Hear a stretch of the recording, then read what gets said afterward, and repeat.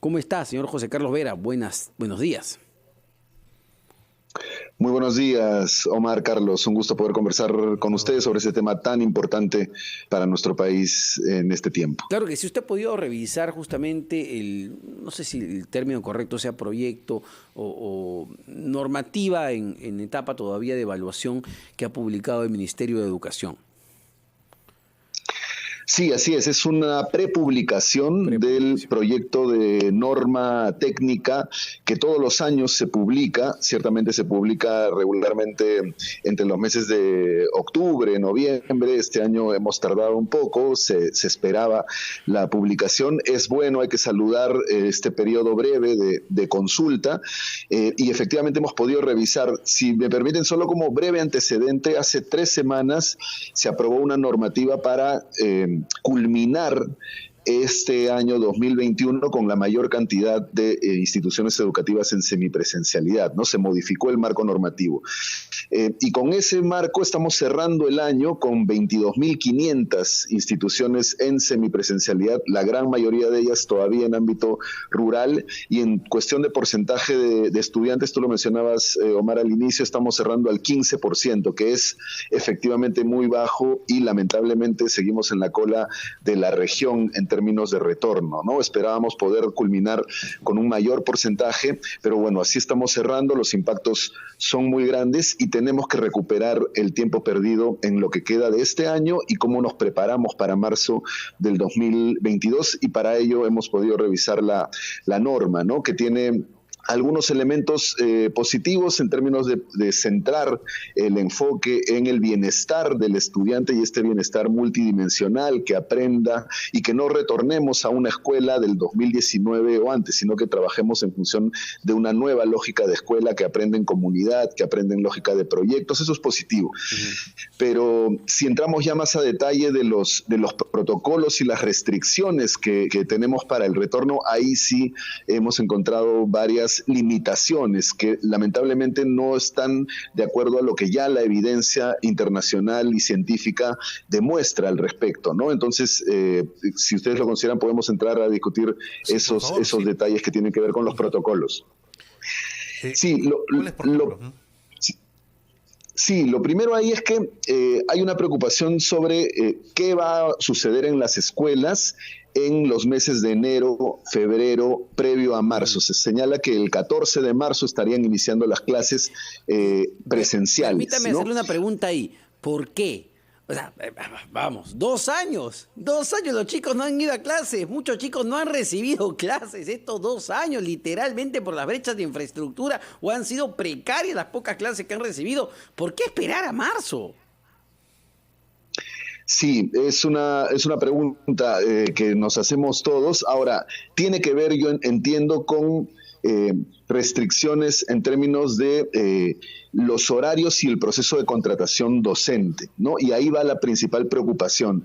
Entre enero y marzo, la norma señala que los colegios pueden abrir y pueden desarrollar labores al aire libre, digamos, tanto lúdicas, artísticas, deportivas y de recuperación de clases. Eso es importante.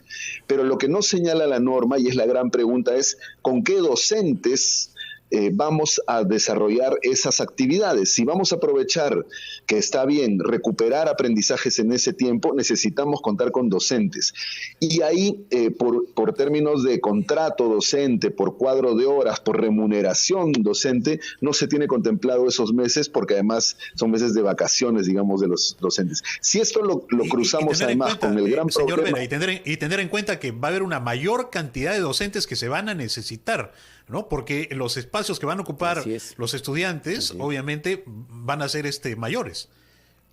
Sí, eso ya de alguna manera el Ministerio lo tenía calculado, tanto por el número de estudiantes que migraron de la escuela privada a la pública y también por la mayor necesidad de espacios. Se había contemplado un número adicional de contratación docente y entiendo que eso ha salido en la ley de presupuesto.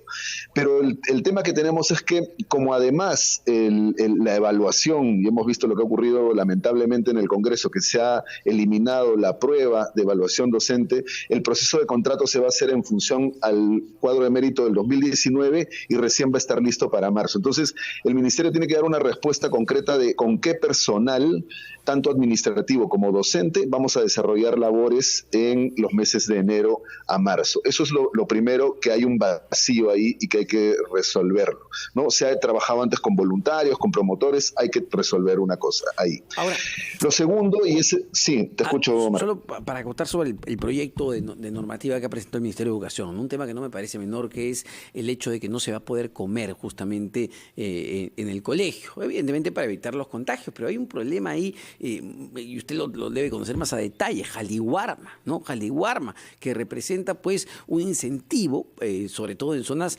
vulnerables, donde la pobreza es mayor, un incentivo para los padres para enviar a sus hijos al colegio para que se puedan alimentar. ¿Hay algo que evaluar ahí?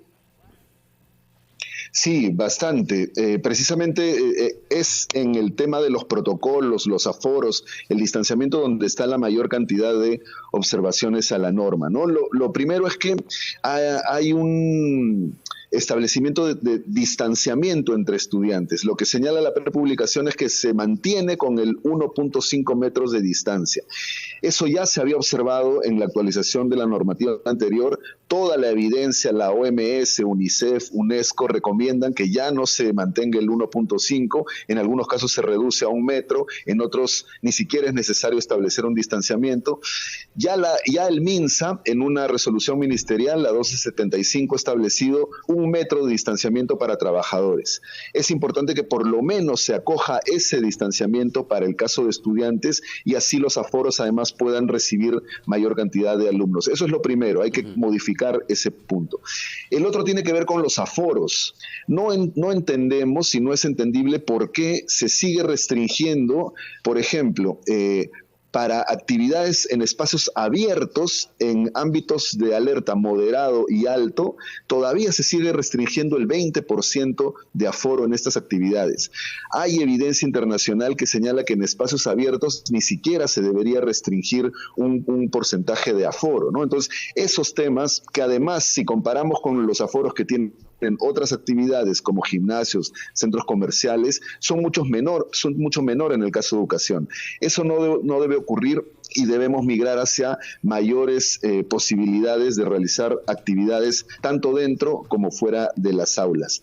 Lo mismo con la alimentación que tú señalabas, Omar. Lo que dice la normativa es que incluso para el nivel de alerta moderado, que es el menor, digamos, la distribución de kits de alimentos de Jaliwarma se puede dar, pero que no se debe consumir alimentos al interior de la institución educativa. Eso también hay mucha evidencia.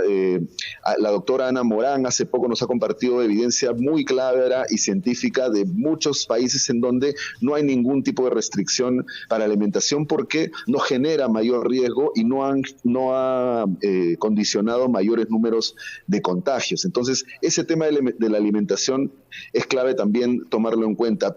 Yo te cuento una experiencia ya más personal. En estos momentos yo me encuentro en Madrid con mi familia estudiante y mi hijo pequeño va al inicial y de alguna manera las restricciones son mínimas, ¿no? Porque hay evidencia que sostiene que los colegios, y sobre todo para la primera infancia, no son vectores de contagio, no son espacios riesgosos. Esa evidencia hay que tomarla en cuenta para poder dar mayores posibilidades a un retorno al 100%, ¿no? Tenemos que migrar, la norma es todavía restrictiva, habla de presencialidad y semipresencialidad, y cuando habla de presencialidad señala máximo 4 horas diarias. Eso es también un error. Tenemos que volver ya al 100% de horas y de días porque la evidencia lo respalda.